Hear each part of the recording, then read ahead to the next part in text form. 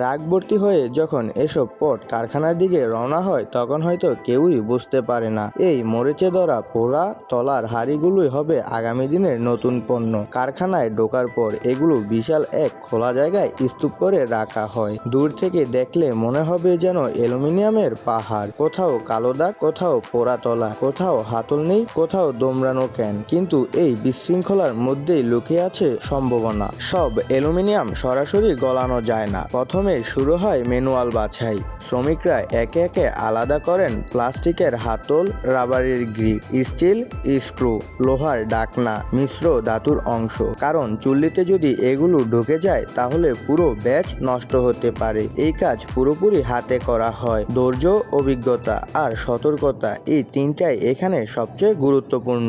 এবার শুরু হয় সবচেয়ে নাটকীয় ধাপ, গলানো। বিশাল ইন্ডাস্ট্রিয়াল ফার্নেস, চুল্লির তাপমাত্রা 660 ডিগ্রি সেলসিয়াসের উপরে।